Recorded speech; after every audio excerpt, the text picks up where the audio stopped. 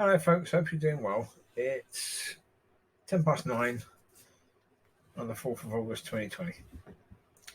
And there's a video released yesterday, a Bodycam footage of George Floyd's arrest.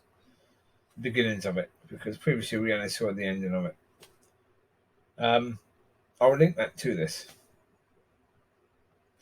But one thing that clearly shows is what I was saying a few months ago. When brown-skinned people teach each other and teach their children to be scared of the police. Yeah, the police just want to kill them, etc., etc., etc. The way that you react when you get confronted with police is different to that of a pinky-skinned person. Someone who's not really concerned that the police are going to try and kill them. Your reaction is going to be completely different. Now, as we see on that video, George Floyd, his reaction straight away, he's being told to show both hands and he doesn't. It takes him a while to calm down enough to actually listen to the officer, so he shows both hands. Then he's told to put his hands on the steering wheel, keep him there, he doesn't. He keeps moving his hands off. Now, of course, this in itself is going to be making the officers quite nervous. They're telling him to do something, he's not doing it. He's doing basically something. He could be reaching for a gun. When he moves his right hand away towards the passenger seat, he could be reaching for a gun as far as the officer is concerned. The officer did well not to open fire at that moment. They could easily have done so. You'll see when you watch it. So please do click on the link and watch it. And there's other times when the officer says, put your hands on your head. He sort of does, then back on the wheel, then on his forehead, then on the top of his head, and then, he all the while is scared that the police are going to shoot him. Now, I think one mistake the police made is they had a car right next to where they arrested him. They should have put him in that car. Right? Or they should have held him there, and another officer should have gone and got the car that he had to be taken in, because they walked him across the street and along another street to a police car. Now, when you're in handcuffs, they are at best uncomfortable. Right? You're being walked in a very unnatural position, especially if your arms are behind you. With a police officer holding on, you're being controlled by somebody, right? Now, there's no reason whatsoever for them to do that of any distance at all. The vehicle that they're taking you in should be right outside. If it isn't, then that's incredibly disrespectful. And for some reason, the vehicle that you had to go in was not right there. There was a police car right there, as you'll see. Anyhow, so whether that's an issue, I don't know. Whether that should be an issue, I don't know. It seems as if that should be a problem, but maybe it's not. Maybe there's a good reason for that being the case, I don't know. But I think that's something they can learn from. If they're going to possibly arrest someone, because that was their intention really from the point of view that they got him out of the car, was to arrest him, right? Park the vehicle you're going to put him into right next to where you arrested him. So that cuts down all of the uncomfortableness and all of the being controlled stuff, all the stuff that makes people scared of the police, especially people who are brown skinned. Cut most of that lengthy stuff out. Get him in the car as quickly as is possible. The longer it takes, the more stress the person is likely to get, and that's probably what happened. And him resisting, it's quite likely he resisted because he was afraid. He was afraid of what's going to happen once they got him in the car. Again, that's down to, as he's growing up, people talking to him about. Or the police, they just want to hurt you. They just want to beat you up. They just want to shoot you, given any opportunity they have. They just love shooting black men. And generally speaking, they don't. They don't. Some officers don't have a problem necessarily shooting people.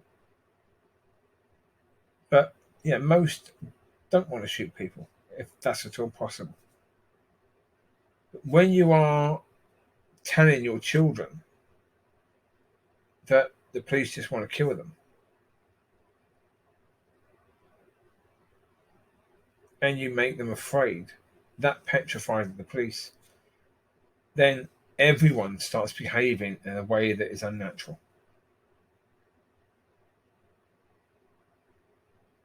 Compared to someone who hasn't been taught to fear the police in that way. That the police just want to kill you, that sort of stuff. Anyone who's not been taught that will, generally speaking, deal with the situation of a police arresting them in a very, very different manner. Very, very different manner. They're not going to show that they're scared and react in ways out of fear. Because, of course, again, as I've said before, when the police see someone behaving that way, they don't know necessarily, is it because they're scared that we're going to shoot them, simply because of that? Or is it because they have a gun and they want to shoot us? But they want to make us think that they're reaching over there because they're scared. Have they got something to hide? Have they got drugs in the vehicle? Are they trying to keep us from searching? They're acting as if they got something to hide here. They're acting as if they're scared of being arrested. Because there's a reason why they should be scared of being arrested. That's the way the police think. Now, with tons of police training, they wouldn't necessarily think that way. But police all over the world think that way. If you're reacting like that, when the police come and get you, they're thinking, what the heck is going on here? This is something weird going on. I don't know enough about George Floyd. He seems to be someone, he was someone who was a bit innocent, really.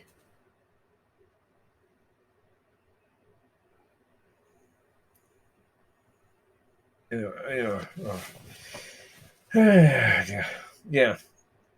What do I mean by that? Childlike. He was still quite childlike.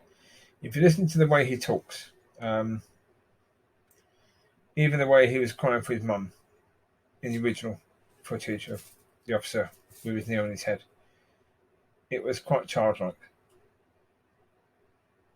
Similar to a child who was, or person who was Down syndrome, and that childlike nature. Now, I don't know if George had any issues like that. No idea.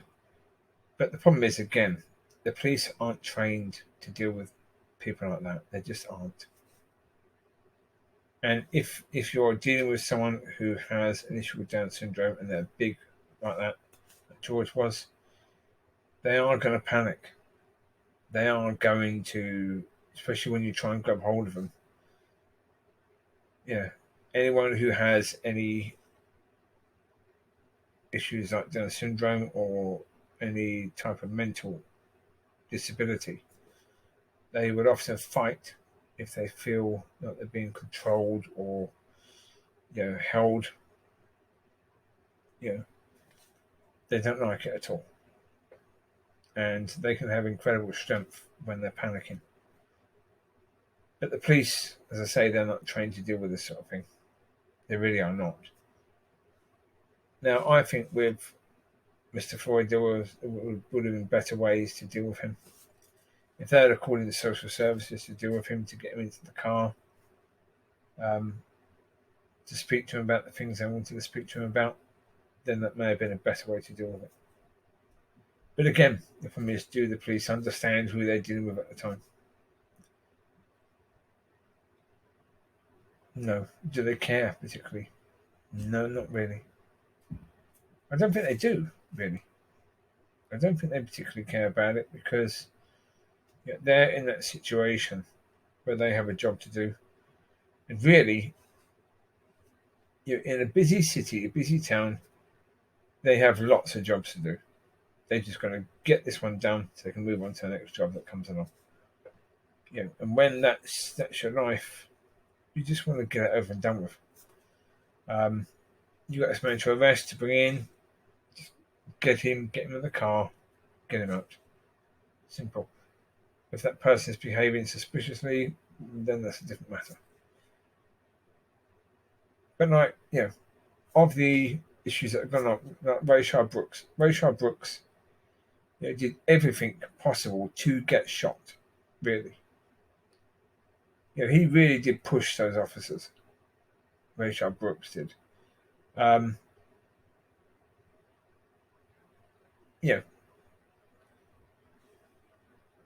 Acting all calm until they tried to put him in cuffs because he'd been drunk driving. Then all of a sudden he tries to fight. He grabs a taser, and then runs off and tries to taser at an officer as he's looking behind. He's really, you have to say, with that situation, the officers did well not to shoot him beforehand. Really, according to their own training, there have been far easier situations. I mean, that one in the car park at the fast food place, Wimpy or wherever it was, where the bloke was speaking to the pastor, and the police just opened fire on him. They told him to take the gun out. He took the gun out, then bang, bang, bang, bang, bang. He just did what they asked him to do. So the problem is there are all these different cases. And with all these different cases, you can see to a certain degree that they're not the same. They're treated as the same by Black Lives Matter, by those people that want to have an agenda of this. To say, oh, the police just want to kill black people. These are all the same. This is all murder by the police. No, it isn't. They're not all the same. They're very, very different.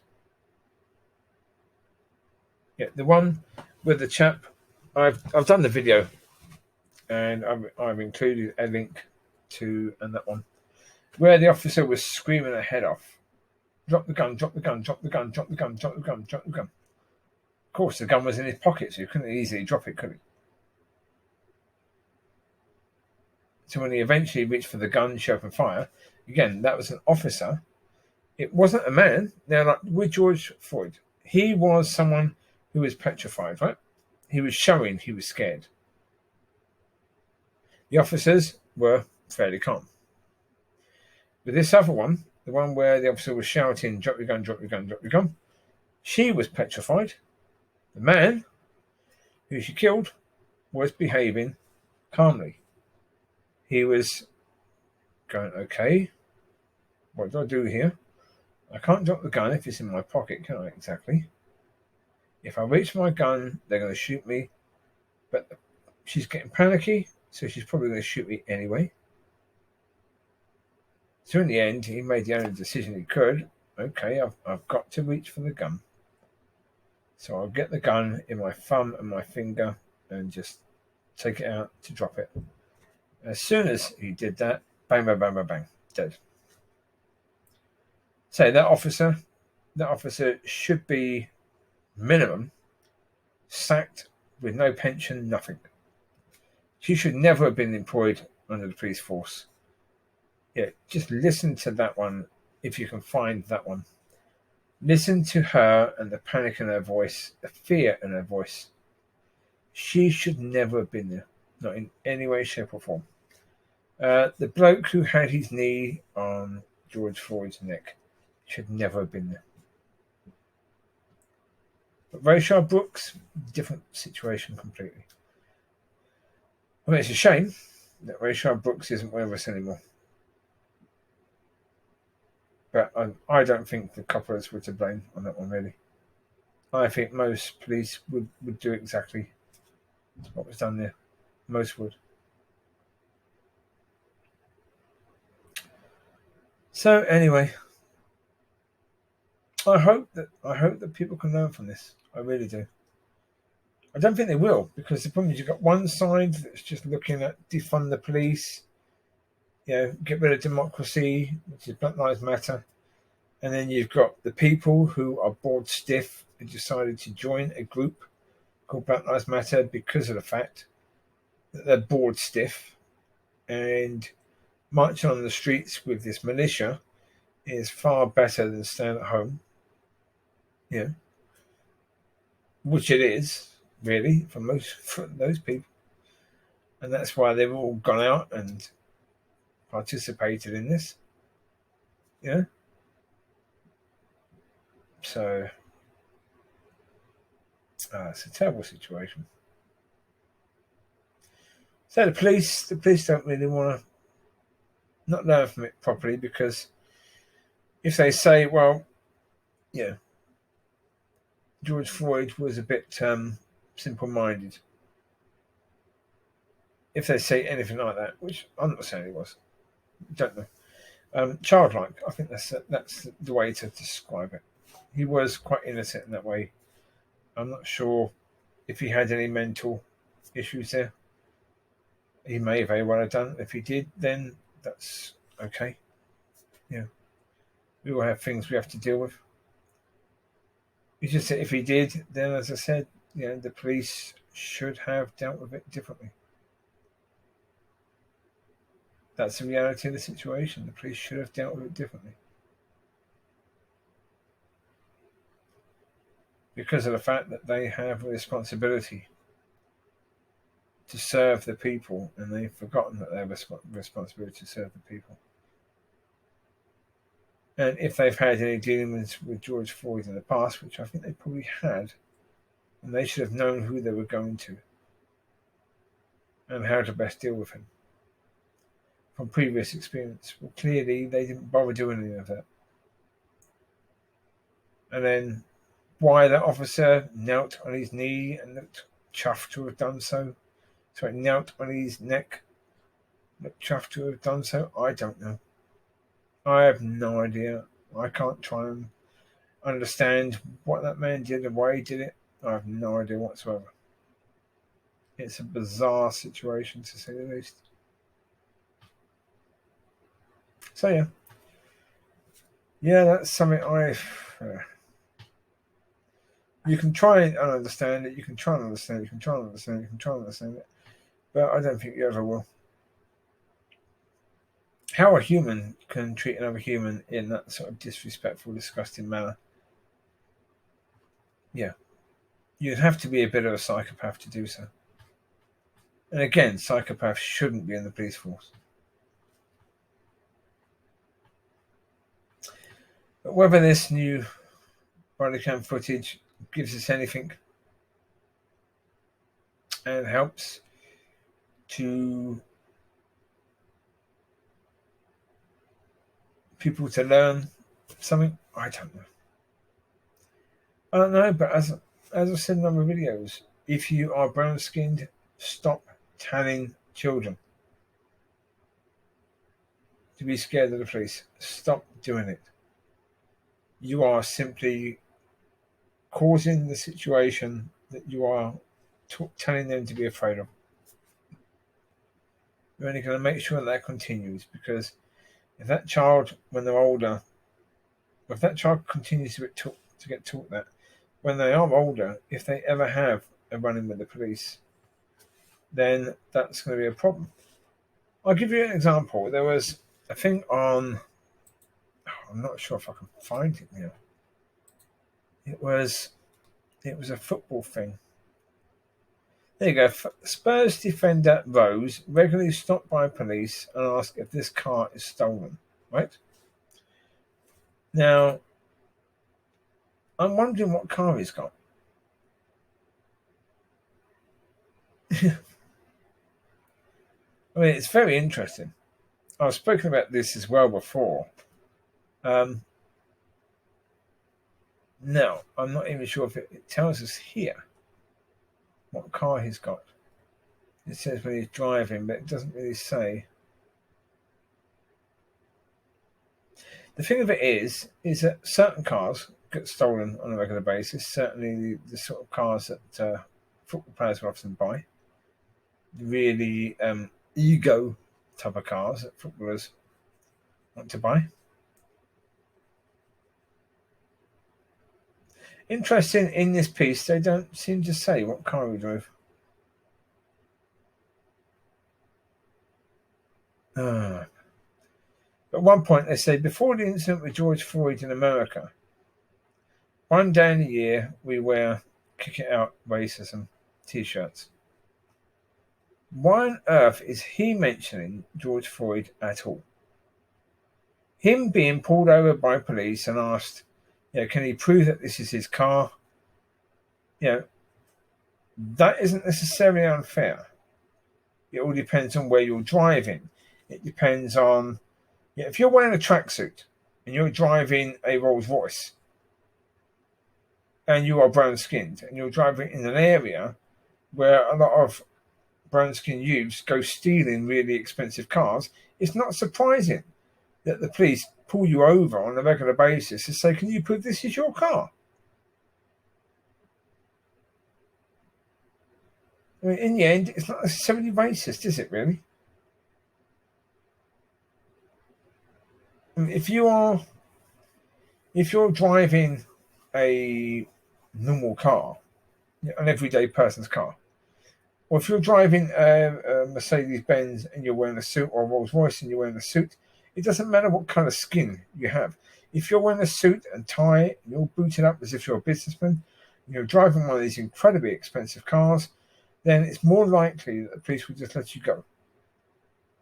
They won't actually pull you over because you look the part in the vehicle you're driving. It's when you don't look the part in the vehicle you're driving that they're more likely to pull you over. And that's why footballers want to buy all these incredibly expensive flipping cars. They wonder, why are the police pulling us over all the time?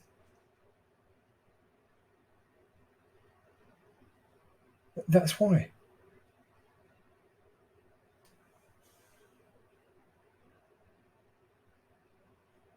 The issue is that the police had the powers at the time to stop because there was a lot of offences going on, and for you to say, I'm brown skinned, I was wearing stuff for training and driving an incredibly expensive car, but my God, the police kept on pulling me over because I was brown skinned. Where were you driving? I mean, they were in London. Now, the problem is there are parts of London where, there are gangs there who go stealing very, very expensive cars. Same as there would be in New York. So if a brown-skinned youth, 18 years old, is driving around in an incredibly expensive car, like he said this has been happening since I was 18, he says. Well, that's because he got a contract at a football club and got paid a huge amount of money, so he went out and got himself a really, really flash car. And then he's wondering why the police are pulling him over. If you're a police officer in a car and you see an 18-year-old go past, or a young adult go past, brown-skinned, wearing a tracksuit in a very expensive car, you're going to wonder what the heck is going on here. Excuse me. You're either a rap star, a footballer, or you've stolen it. But we can't just assume that you're a footballer or a rap star, can we? So therefore, we've got to think that maybe you've stolen it. So that's why they're going to pull you over. And him saying that white passengers are left unchallenged, again, no. Again, I think that's complete rubbish. Because you've got to look at the area. If there's been a history, because he's talking about train staff asking to see his ticket for a first-class carriage, while white passengers are left unchallenged. Again, is he wearing a tracksuit? Or is he wearing a suit? Because first-class carriages are usually people wearing suits and with their filofaxes and what it was in the day, when they're all their business attire. If he's out there in a first-class carriage wearing a tracksuit, that's why they're asking to see your ticket, because you don't look as if you belong in there. It looks as if you may have wandered into the wrong-belly carriage. This again, he's been taught since he was young. Oh, society hates you because of the colour of your skin. No, it doesn't. It doesn't. Society doesn't hate you. Bless you, Amber. You got sneezes? Bless you, Bubba. God bless you, babes. Yeah, society doesn't hate people because of the colour of their skin. Not in any way, shape, or form. Not in any way, shape, or form. Yeah, there are certainly people within society that may have an issue with you because of the colour of skin, but they're morons. Don't take any notice of them. They're complete and utter idiots.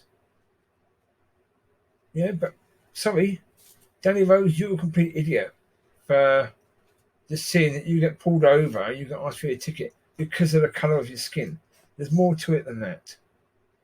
And if you're not prepared to look at the fact that there may be more to it than that, then you're a moron. You're trying to attribute people doing their jobs as it being racist because you've got brown skin. So who's the racist here? You or them?